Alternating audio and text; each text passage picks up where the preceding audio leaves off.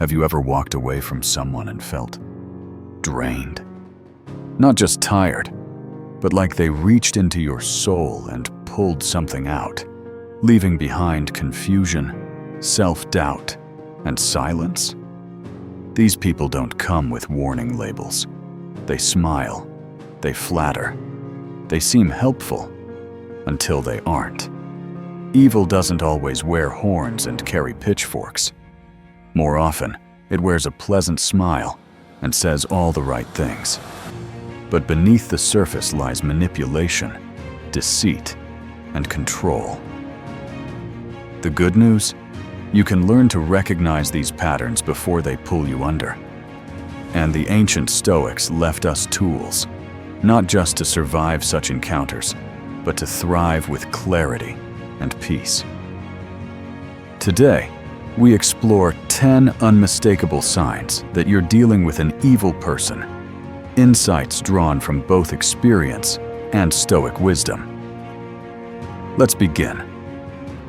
1. The subtle art of manipulation. Seneca warned, "He who fears many things is easily manipulated." Evil people don't argue or demand outright. They weave, they create confusion, they praise you in public, and quietly erode your confidence in private. It's not aggression, it's corrosion. I once worked with someone like this. On the surface, he was supportive. But over time, I found myself second-guessing every decision, as if I couldn't trust my own instincts without his validation. That's what manipulation does. It doesn't shout. It whispers. It makes you doubt yourself. The Stoics believed in mastering one's mind. Epictetus said, "No man is free who is not master of himself." When someone consistently urges you to follow their lead while making you question your value, that's not guidance. It's control dressed as care. To resist manipulation, anchor yourself. Ask, is this person helping me grow or making me feel smaller? Clarity is your weapon. Trust it. 2. Charm that feels. Epictetus once said, "Appearances can deceive. What matters is what lies beneath." Have you ever met someone who seemed too perfect? Their words were sweet, their gestures flawless, their smile unwavering, but something didn't sit right? That's not intuition playing tricks. That's wisdom knocking. Evil doesn't always come cloaked in rage. It often comes dressed in charisma. They use charm like a key, unlocking your trust before slipping into your inner circle. I knew a man once who could make anyone feel like the most important person in the room. But when the spotlight moved, so did his loyalty. His compliments were transactional, his kindness conditional. And when people no longer served his interests, they were discarded and ridiculed. Marcus Aurelius wrote, "The soul becomes dyed with the color of its thoughts." Observe not just their words, but their behavior when no one's watching. Real kindness doesn't fade when the cameras turn off. It's consistent. It's quiet. It doesn't seek applause. So if someone's charm makes you feel more enchanted than empowered, pause. Ask yourself, is this connection rooted in truth or simply performance? 3. Lies that flow without hesitation. Marcus Aurelius once said, "If it is not right, do not do it. If it is not true, do not say it." But evil people? Truth is irrelevant to them. Lies are not just tools, they're second nature. They don't lie accidentally. They lie strategically to protect their image, distort reality, and manipulate how you see the world. I once knew someone who lied with such ease, it almost seemed poetic. She told stories of her achievements, exaggerated her struggles, fabricated drama. But when I looked closer, when I asked questions, the details always shifted. The truth, like her, was always on the move. What's worse, when caught, She didn't apologize.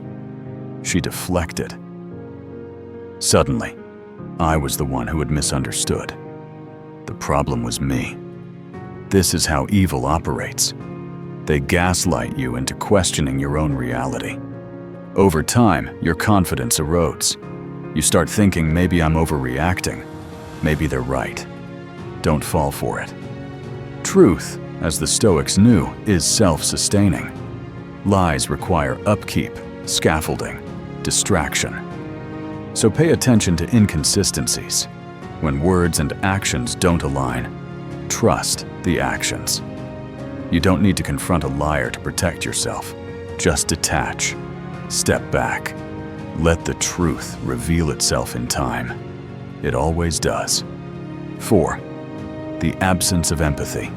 Seneca reminded us, we are waves from the same sea, leaves from the same tree, flowers from the same garden.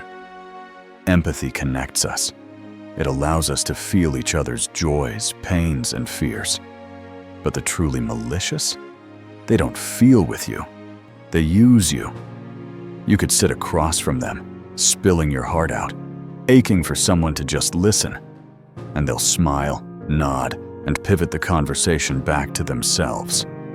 Your suffering doesn't touch them. Your joy doesn't reach them. They are emotionally cold, unless your feelings serve their agenda.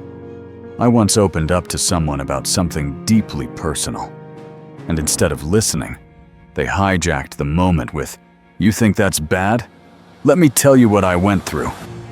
My pain became their stage. Over time, I realized that empathy wasn't just absent, it was weaponized. They knew how to mimic concern, but it was hollow, performative. Marcus Aurelius taught, don't waste time arguing what a good man should be. Be one. If you find yourself consistently emotionally unsupported, ignored, or guilt-tripped, take note. That's not a healthy relationship. That's exploitation. Guard your energy. Protect your peace.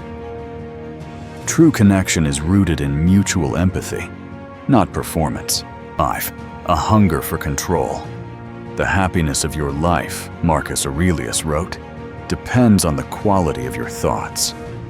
Evil people know this. That's why they try to hijack your thoughts before anything else.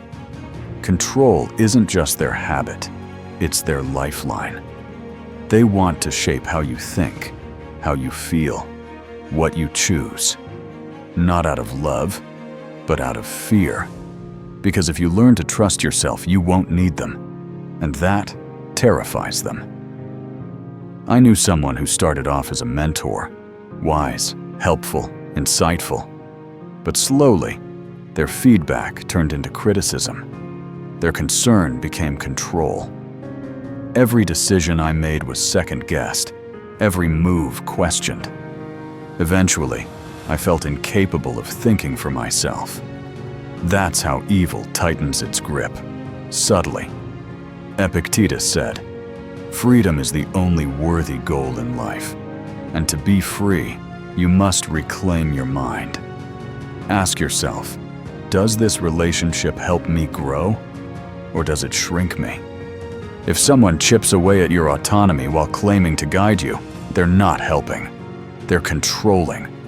And the best response? Reclaim your space. Own your decisions. You don't owe anyone control over your mind, especially not those who fear your independence. 6. The blame game. Never at fault, Seneca wrote, "A wise man blames himself. A fool blames others." Evil individuals, however, don't just avoid accountability. They turn it into an art. Whenever something goes wrong, they vanish from the responsibility and appear only to point the finger at someone else. They cast themselves as victims in every story. Their mistakes? Always someone else's fault. Their failures? Due to bad luck or incompetent people around them. I once collaborated on a major project with someone I trusted. When things began to unravel, she was quick to shift the blame to me. Subtly at first, Then, more overtly, "Maybe if you were more organized," she'd say, hiding the accusation behind a soft tone. At first, I believed her. I questioned my planning, my decisions, even my own worth. But that's the trick. They make you feel guilty for their mistakes. This deflection isn't just unfair, it's deeply toxic.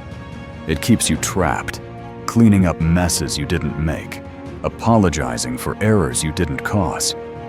The Stoics taught us to take radical responsibility for our own actions and nothing more. So when someone refuses to own their part, don't absorb the blame. Observe. Detach. Let them carry the weight of their own choices. 7. A trail of chaos and broken bonds. There's a saying, if every room they leave turns cold, maybe they were the storm. Evil people rarely leave peace behind. Instead, they leave conflict, confusion, and fractured relationships. And often, they move on without a second glance, unbothered, unaffected. Their lives are littered with estranged friends, burned bridges, and silent enemies. And yet, they'll always tell you that they were the victim in each case. "People are just jealous," they'll say. "No one ever understands me." But the pattern speaks for itself. I once met someone who seemed to have conflict follow them like a shadow. At first, I gave them the benefit of the doubt. Maybe they've just been misunderstood. But then the same thing started happening in my life. The same drama, the same toxicity, the same confusion. It wasn't a coincidence, it was a pattern, a signature. As Marcus Aurelius wrote, "The best revenge is not to be like your enemy." When someone's chaos starts seeping into your life, don't try to fix them. Don't argue. Don't absorb it. Just step back. Your peace is not a battleground, and you're not required to participate in someone else's storm. 8. Silent delight in others' misery. A person's true nature isn't shown when they're winning. It's revealed in how they respond to someone else's joy or someone else's pain. Truly evil people, they don't just lack empathy, they sometimes take pleasure in your suffering. When you're struggling, they're not sad, they're satisfied. They may hide it well, but you'll catch the subtle smirk, the dismissive comment, the faint sense of enjoyment in your low moments. And when you succeed, you'll hear faint praise, followed by a subtle dig or comparison. I once shared a personal victory with someone I thought was a friend. Instead of celebrating, she gave a half smile and said, "Must be nice. Some of us still have to work twice as hard." It was a small moment, but it said everything. People like this don't cheer you on. They keep score. They only feel tall when you feel small. Seneca once said, "A good man is not eager to believe evil of others." But we must be wise enough to notice patterns of behavior. When someone's joy comes at your expense, or your pain brings them satisfaction, it's not friendship. It's something far darker. Protect your light, and don't keep people close who dim it. 9. Inability to feel genuine remorse. Remorse is a signal of growth, a sign that we recognize the pain we've caused and seek to make things right. But evil people, they don't grow from guilt. They avoid it. They'll hurt you, then act like you're the one who overreacted. And if they do apologize, it's cold, calculated, or purely performative, designed only to reset the narrative, not repair the damage. I once confronted someone about a deeply hurtful thing they'd done. Their response? "I'm sorry you feel that way." Not, "I'm sorry I did it." Not, "How can I make this right?" Just a subtle shift that placed the blame back on me for feeling. That's not remorse. That's deflection in disguise. As Epictetus taught, it's not what happens to you, but how you react that matters. true remorse changes behavior. It humbles the ego. It restores trust.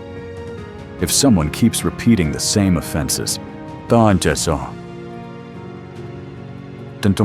without action, or treats your pain as an inconvenience, they're not remorseful. They're dangerous. You don't need a war to walk away, just the clarity to know when enough is enough. 10. A desire to isolate and divide. Finally, perhaps the most dangerous trait of all, is their desire to isolate you. Evil people thrive when you feel alone, uncertain, and disconnected. They'll chip away at your relationships, sow seeds of doubt, whisper poisonous thoughts. They're not really there for you. No one else understands you like I do. The goal? To cut you off from your support system, so they can become the center of your world. I've seen it happen. Slowly, quietly, someone becomes your only source of validation, your only compass. And before you know it, you're not living your life anymore. You're living theirs. This is why the Stoics emphasized inner sovereignty. As Marcus Aurelius wrote, the soul becomes dyed with the color of its thoughts. Protect your soul. Guard your circle. If someone in your life tries to isolate you, question your allies, or sever your ties with others, it's not love. It's not care. It's control. Reclaim your freedom. Rebuild your connections. And never let one voice drown out your inner wisdom. Final thoughts. Protecting your peace, the Stoic way. Evil doesn't always come with a warning sign. Sometimes it walks beside you. Sometimes it whispers encouragement while planting doubt. Sometimes it wears a mask of love. But with awareness, with clarity, you don't need to be afraid. The Stoics didn't teach us to fear evil. They taught us to see it, to rise above it, to hold on to what cannot be taken. Our character, our virtue, our peace. So if you've seen these signs, trust yourself. You're not crazy. You're not weak. You're waking up. And once you see clearly, you'll never fall for the illusion again. Stand firm. Think clearly. And above all, guard your peace. If this video spoke to you, give it a like, subscribe for more Stoic wisdom, and comment below. I see the signs. Let's keep growing. Together.